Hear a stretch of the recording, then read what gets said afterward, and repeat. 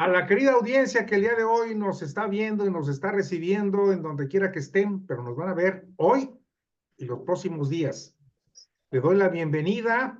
Soy su servidor Raúl Monter y me da mucho gusto el día de hoy recibir en esta emisión especial a nuestro buen amigo Waldo Fernández, diputado de Morena en el Congreso de Nuevo León y te puedo llamar candidato a la senaduría, Es precandidato a la pre. senaduría por parte de Morena, que la campaña empezará el año entrante. Bienvenido, mi querido Waldo, es un placer saludarte. Gracias, pues es más bien el ganador del proceso de encuesta y designación, pero bueno, ya son muchos términos, pero la cosa es que vamos a estar en la boleta a partir de marzo. Gracias, Raúl, por la invitación a tu programa. Siempre es un placer platicar contigo, pelearme cuando hay necesidad, discutir, debatir, pero sabes que tengo un aprecio particular por tu persona. Igualmente, Waldo. El hecho de que no estemos de acuerdo en algunas cosas no quiere decir que no haya amistad y afecto. A final de cuentas, eso es lo que hace vivir y vibrar la democracia. ¿Eh? Es correcto. El hecho de que siempre estés equivocado no significa que no te aprecie. Totalmente de acuerdo contigo. Es más, yo creo que si estuvieras de acuerdo conmigo todo el tiempo, no me tendrías tanto aprecio. No, sería muy aburrido platicar Sería si, muy si aburrido. fuéramos. Pero bueno, no, ya hablando en serio, sabes que te respeto mucho.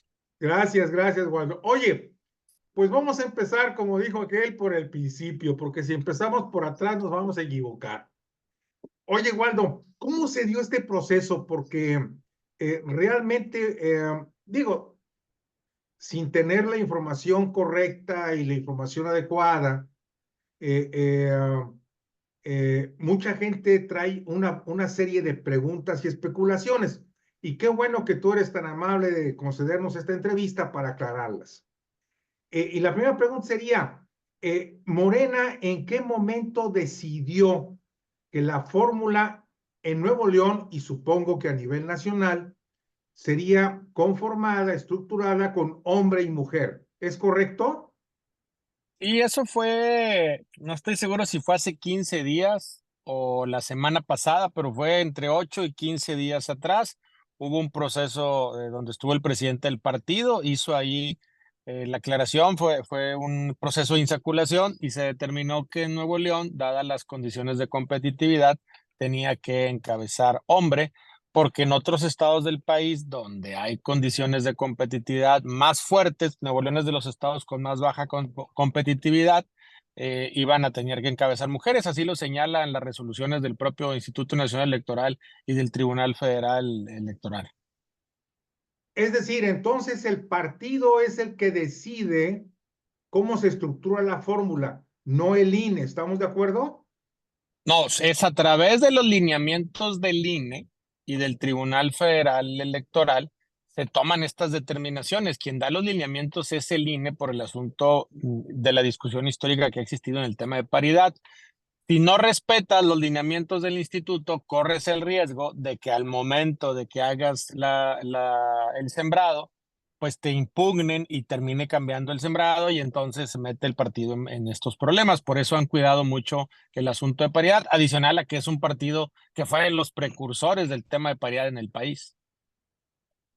Bueno, ese es un tema que tendríamos que discutir porque, si mal no me acuerdo, lo de la paridad de género viene muchísimo antes que existiera Morena.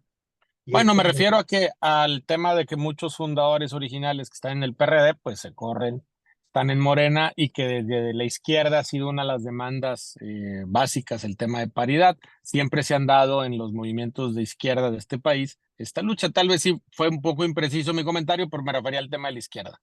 muy bien. Oye, bueno, resulta que entonces en Nuevo León la fórmula está conformada por un varón en primer lugar y una dama en segundo lugar. Muy bien. Y aquí entra el tema, por supuesto, de Clara Luz Flores Carrales, quien se había ventilado consistente y sistemáticamente como una de las candidatas para este puesto. Y se lleva a cabo una encuesta, tengo entendido que así fue. y entonces resultas tú en primer lugar y Judith Díaz en segundo lugar y Clara Luz queda rezagada o queda descalificada, por llamarle de alguna forma. Eh, eh, Esto desde el punto de vista político suena extraño, ¿no lo crees? No, a ver, primero, Clara Luz, pues es un referente local que ha estado inmersa en procesos.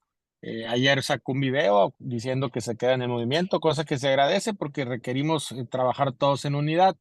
El caso de Judith, la ganadora en el caso de mujeres de la encuesta, tiene mucho que ver también con el trabajo de Judith. Para ser franco, yo no tengo la información precisa de qué fue lo que sucedió. Lo único es que nos avisan, ganaste la encuesta, tu compañera es Judith, y a Judith le dicen, ganaste la encuesta, tu compañero es Waldo. Más o menos es así de simple la información, pero es así.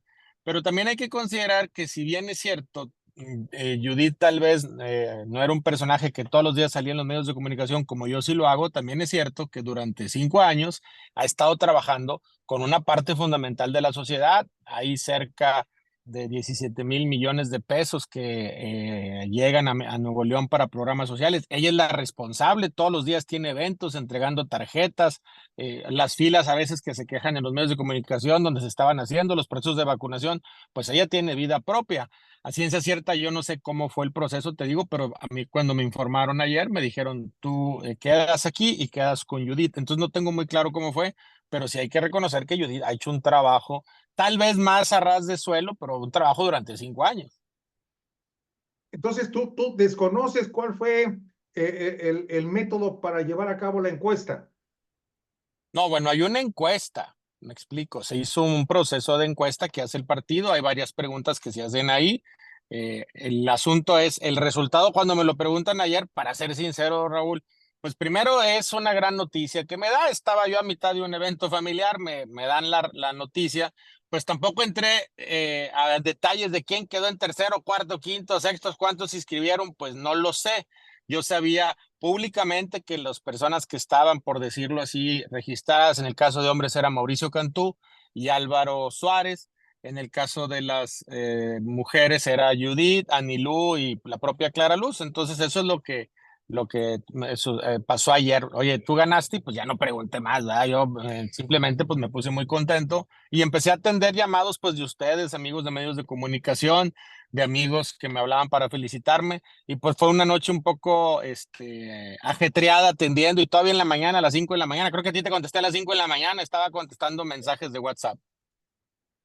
Oye, entrando también aquí a la grilla local y por lo que tú nos comentas en este momento, eh, entonces la encuesta la hizo el Comité Estatal de Morena en Nuevo León o la hicieron en No, México. la encuesta la hace la Comisión Nacional de Elecciones, a las encuestas propias, pero aparte hay casas encuestadoras externas que realizan encuestas también. Ok. Hasta donde tengo entendido, se hacen, en el caso de las presidenciales eran 5 encuestas, creo que para el caso del Senado son 3 encuestas las que se hacen. Pero la información concreta pues la atiende la dirigencia nacional. Es evidente, Waldo, porque esto inclusive tú y yo lo platicamos hace algún tiempo, meses, inclusive. Aquí en Nuevo León prácticamente existen dos morenas, por llamarle de alguna forma, o dos grupos dentro de Morena. Uno es el grupo encabezado por Abel Guerra, evidentemente Clara Luz Flores Carrales, que a final de cuentas ganó hace que un año, año y medio aproximadamente, las elecciones en las cuales se escogieron a los consejeros y a la directiva del Comité Estatal de Morena. Pero también hay otro grupo muy importante de morenistas que no fueron incluidos en estas elecciones o no estuvieron involucrados en la toma de decisiones. Y esto provocó cierto distanciamiento que inclusive mucha gente se queja todavía al día de hoy de que en las elecciones del 21 no fueron tomados en cuenta en Morena. Esto tú crees que haya influido no digo en la encuesta, sino en el ánimo de la gente para votar por Judith y por ti, y no por Pues es Flor, que no por es una, Carlos? Es una encuesta abierta a la ciudadanía, Raúl, no es solamente a militantes. El tema de la dirección del partido fue un asunto que se resolvió por 5 votos. La dirigencia actual ganó por 5 votos al segundo bloque, fueron algo así 53 a 48 votos. Es una elección muy cerrada. La otra es, no hay dos Morenas, hay un solo Morena, un solo movimiento de transformación en el Estado, que es la coyuntura actual que vive Nuevo León. ¿Qué es lo que sucede? Pues en el caso particular de un servidor, todos los días durante los últimos 2 años he salido en los medios de comunicación debatiendo, señalando, hablando, aclarando. En el Congreso, pues prácticamente durante un buen tiempo éramos solamente Jessica, Anilú y yo las únicas voces que hablaban de Morena en Nuevo León. Teníamos una exposición mediática. Tú eres testigo, tú me has llamado para pedirme un espacio, una entrevista, y cuando te he dicho no puedo, siempre buscamos el espacio, el Así acomodo, y no es. es un asunto, no es un asunto por el aprecio que te tengo, es un asunto porque como funcionario tengo la responsabilidad pública de atender a todos los medios. Todos los días salgo en los medios de comunicación, a veces salgo en un mismo canal, por ejemplo, en la televisión con 2 o 3 notas diferentes. Entonces hay una exposición continua. En el caso de Judith, su trabajo, que es muy estar de cerca en contacto con los ciudadanos, con las personas adultos mayores, pues también se lo da. Pero en eso no tuvo nada que ver. La encuesta es la encuesta y es abierta a la ciudadanía. El proceso interno, yo no creo que haya dos grupos. Siempre en todos los partidos hay visiones de cómo se deben de hacer las cosas, pero la realidad es que si tú lo ves, cuando se dio el proceso interno para escoger la dirigencia, no hubo nota. La nota fue que no hubo nota, que simple y sencillamente hubo una nueva dirigencia, nos pusimos a trabajar y hemos estado trabajando con la presidenta, en este caso con Anabel y con los integrantes del comité directivo estatal. Bajo esa misma línea, y esto hay que decirlo, Waldo, eh, eh, en cualquier partido político, incluyendo Morena, siempre el trabajo de tejido fino se va dando y se va construyendo al paso del tiempo. No solamente son la presencia tuya en los medios, tus gestiones en el Congreso, tu labor social inclusive, sino también es un tejido fino de construcción en la Ciudad de México. Y yo estoy seguro que tú lo estuviste construyendo, ¿correcto? Pero es que el tejido fino no tiene nada que ver con la encuesta, Raúl. A ver, yo soy una persona que construye consensos, construye puentes. En el Congreso he tratado, en esta locura de Congreso caótico que tenemos, de construir puentes con ambas partes de estos dos polos que están confrontados.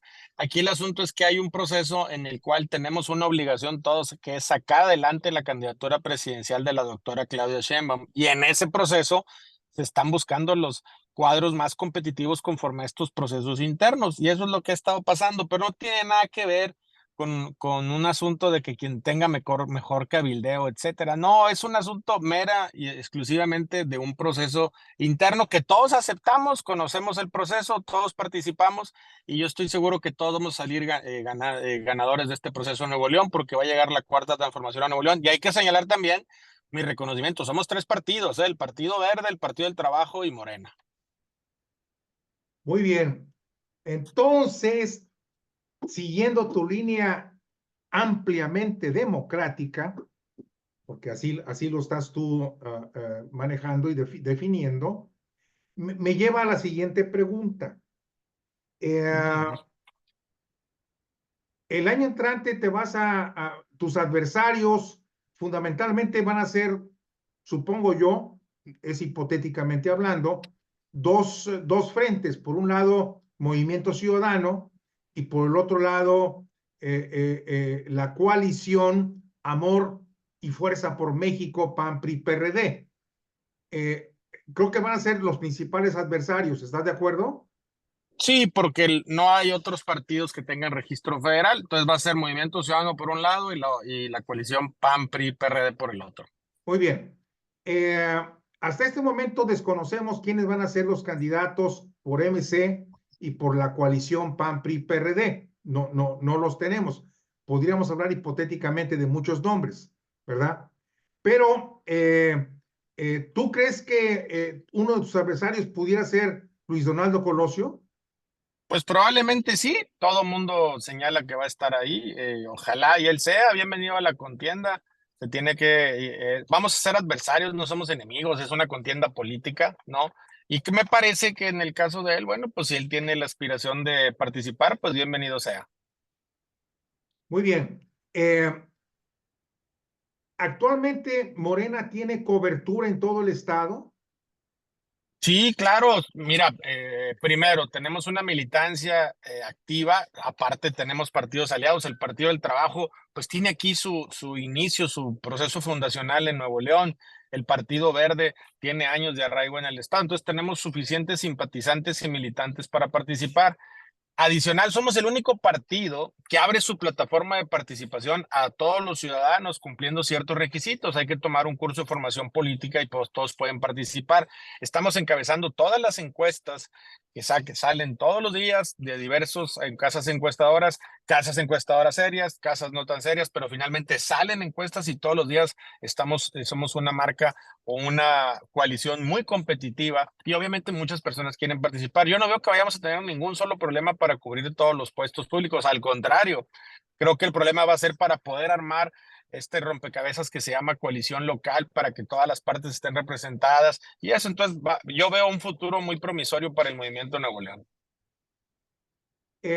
Y entrando ya concretamente en lo que sería la contienda constitucional para el año entrante, yo sé que todavía por ley no se pueden decir cuáles son las propuestas por cada uno de los candidatos, pero a final de cuentas, pues ya se rompió esa regla, ¿verdad? Ya todo el mundo habla y todo el mundo dice y todo el mundo propone y todo el mundo dispone y se contradice y todo lo demás.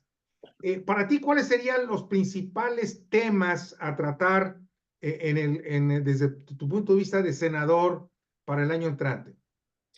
Bueno, no puedo decir propuestas, creo que habría Temas, que, que, temas, que, temas. que obviamente la agenda local, pues la seguridad es un tema, el tema del agua es otro tema, la contaminación es otro tema y evidentemente un tema más local, pero que se puede tender desde México, es el tema del apoyo para la movilidad. Yo sí te quiero decir que es una elección muy diferente a la del presidente Andrés Manuel López Obrador en su momento, porque hay dogmas que se acabaron, ni se religió el presidente como decían, ni fuimos Venezuela, ni hay comunismo, la economía está pujante, bollante, el tipo de cambio está bien. Entonces, es un escenario muy diferente al de hace 6 años, o qué, sí, casi 6 años atrás.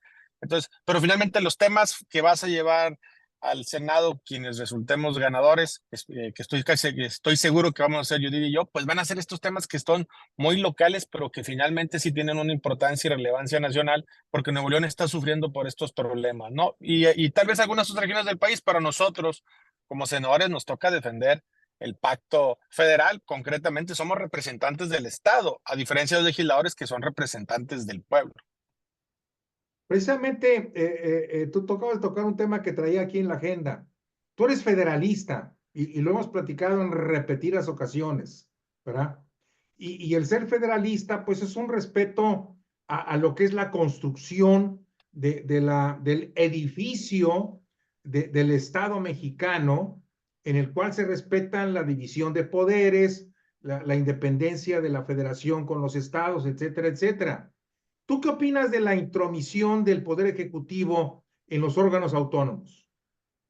No hay intromisión del Poder Ejecutivo en los órganos autónomos. Lo que hay son iniciativas planteadas para que algunos órganos autónomos desaparezcan.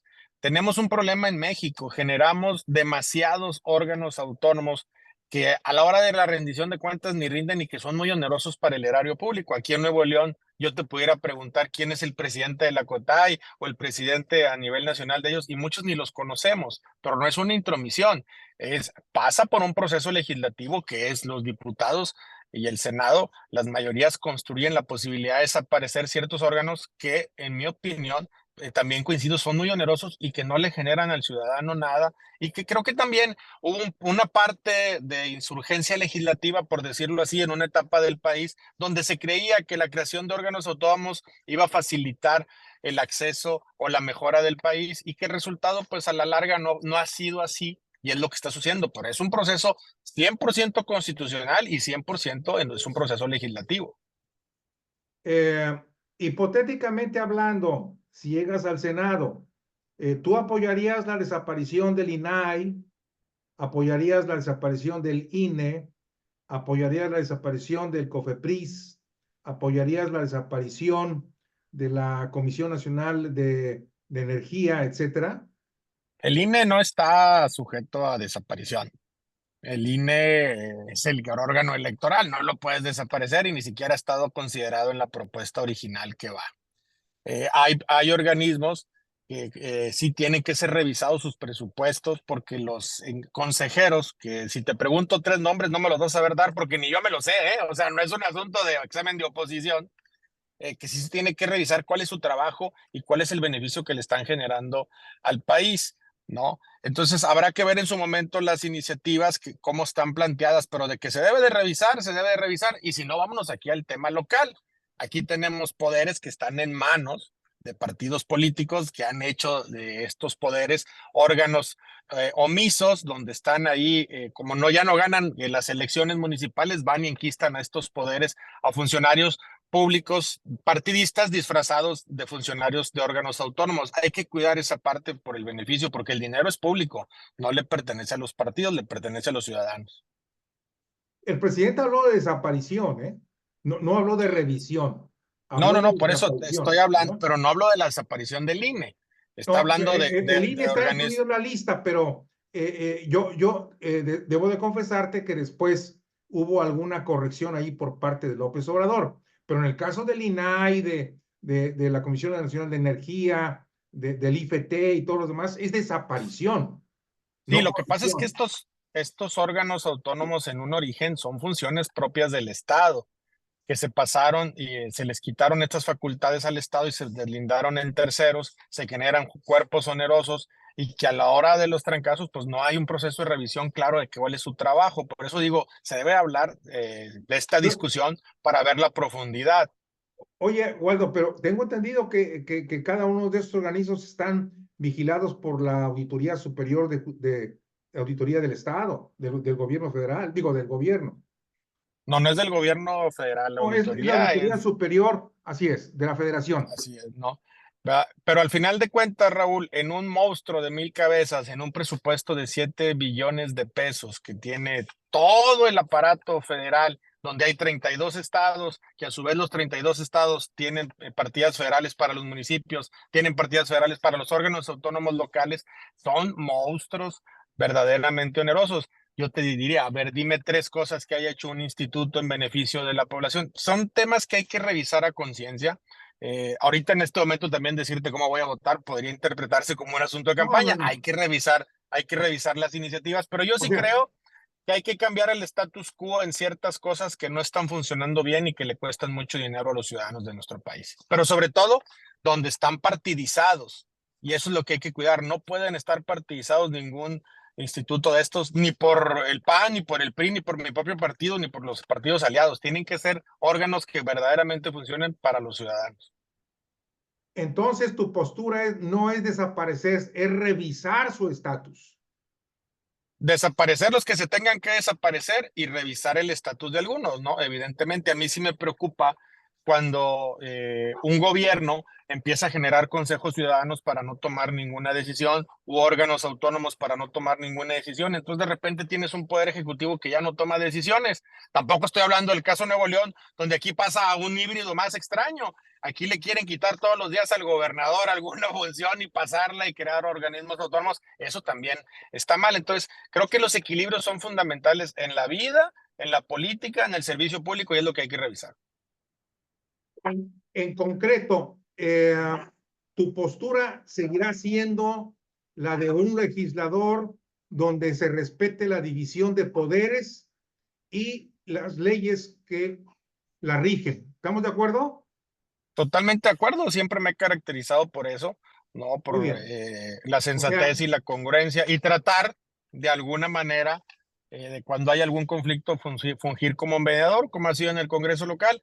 Aquí en el Congreso local, por ejemplo, en el conflicto de Samuel con el gobernador, perdón, con el PRIAN, pues siempre dije que le correspondía al Congreso designar un interino, pero sí era una gandalla y lo que estaban haciendo, designando personas ligadas a un partido político cuando no se había ganado una elección y que la cortesía implicaba que fuera el gobernador. Finalmente, alguien cercano al gobernador, porque en 6 meses no cambias un gobierno, pero sí lo echas a perder más de lo que en mi opinión está echado a perder. Entonces, ese es más o menos ha sido siempre mi línea de trabajo. Tu línea de trabajo será entonces el diálogo, será la búsqueda de soluciones, será sobre todo el respeto a la ley y no la confrontación, ¿de acuerdo? Siempre he trabajado así, pero cuando hay que levantar la voz en defensa de los ciudadanos, lo he hecho como lo hice en su momento en el Congreso, cuando se pusieron de acuerdo todas las fuerzas políticas, salvo mi partido y los aliados, para perjudicar a los ciudadanos de Nuevo León. Tú seguirías, hipotéticamente hablando, la Oye, tú línea lo que que quieres hacer es sacarme una promesa de campaña para que me inhabiliten antes de tiempo, ¿eh? No, no, no, no, no. Lo que quiero es simple y sencillamente que la ciudadanía entienda que el que va a ser candidato a senador de Morena sea un representante realmente de las instituciones constitucionales de nuestro país. Eso es lo que yo pretendo nada más. Y lo hago porque yo te conozco. Entonces es tan sencillo como eso. Ciudadanía, audiencia que me está escuchando, Waldo Fernández lo acaba de decir. Él no va a buscar la confrontación, va a buscar el diálogo, va a buscar la solución. Donde haya que levantar la voz, tendrá que levantarse, pero no va a ir en contra de las instituciones. ¿Correcto? Sí, yo lo que estoy en contra es del uso de las instituciones para resguardo de políticos que caen en desgracia y que se apoderan de estas instituciones como ciudadanos cuando son instituciones partidistas. Ya los partidos políticos reciben suficiente dinero en prerrogativas para tener funcionarios públicos ahí. No estoy de acuerdo cuando alguien pretende apoderarse de estos órganos autónomos para tener ahí una burocracia dorada que nadie revisa. Y eso es la parte que me parece muy importante de la iniciativa que envía el presidente, disminuir el gasto. Hay estas visiones fatalistas de que si le quitas dinero al instituto, etcétera, y sigue funcionando el país, lo único es que hay que quitar los gastos onerosos que están de por medio, porque eso daña a las instituciones particularmente, pero también daña a los ciudadanos que son los que pagan impuestos. Tú y yo pagamos impuestos y duele pagar impuestos, pero sobre todo duele que se desperdicien, ¿no? ¿Tú apoyarías la propuesta del presidente López Obrador de democratizar la Suprema Corte de Justicia de la Nación? Totalmente, Raúl. Los ministros de la Corte, como en el Poder Judicial aquí del Estado de Nuevo León, algunos de ellos están como si fueran dioses del Olimpo, están desconectados de la realidad ciudadana. Cuando yo atendía víctimas de secuestro, los magistrados penales aquí del Tribunal Superior de Justicia del Estado sacaban resoluciones donde protegían al delincuente y no protegían a la víctima. Sí se requiere una reforma integral del Poder Judicial, pero ojo, la democratización del Poder Judicial no pasa por una votación directa del ciudadano. Tiene que haber un proceso intermedio de insaculación en el cual se determinan los mejores perfiles y ahora sí que sean los ciudadanos los que lo determinen. No es porque vas a poner, y lo digo con todo respeto, a un doctor de jurista, es que pasen las credenciales a través de un proceso que tiene que hacer el Senado o la Cámara de Diputados, el órgano que se determine, o ambas cámaras, y luego ya se determine quiénes son los finalistas y que se escojan. Yo sí creo que el Poder Judicial requiere una reforma integral y profunda en este país porque está alejado de los procesos del contacto con el ciudadano, está alejado de la realidad de justicia, las personas están sufriendo porque la justicia se tarda. Bueno, ve lo que sucede en Nuevo León, tenemos 1 año y medio y la Corte no puede determinar si la elección del fiscal fue correcta o no. Lo que pasó con el caso del gobernador Samuel García, la Corte 20 minutos antes del límite emite una resolución. ¿Cuántos asuntos podrá tener la Corte para tener a Nuevo León en un estado de crisis? Tenemos un problema de inseguridad y no podemos tener certeza sobre un fiscal. ¿Cuántos procesos están en la Corte? Creo que los ministros de la Corte requieren una reforma integral, el Poder Judicial para ser más ágiles. Esto de que la justicia es pronta y expedita en nuestro país es una fantasía. Tienes personas que tienen problemas ejidales que tienen 20, 25 años. Ya quienes están resolviendo los problemas son los nietos o los hijos de las personas que tuvieron esta riqueza, por decirlo así, y que nunca la pudieron materializar porque nuestros juicios son muy largos. Se requiere urgentemente una reforma del Poder Judicial. Creo que es la asignatura pendiente. Muy bien, mi querido Waldo, pues aprecio mucho tu tiempo, tu generosidad para compartir estas ideas y pues te deseo mucho éxito, pero sobre todo deseo que tu presencia en el Senado sea una aportación precisamente a lo que tú señalabas hace rato, al diálogo, a la búsqueda de soluciones y no a la destrucción de instituciones.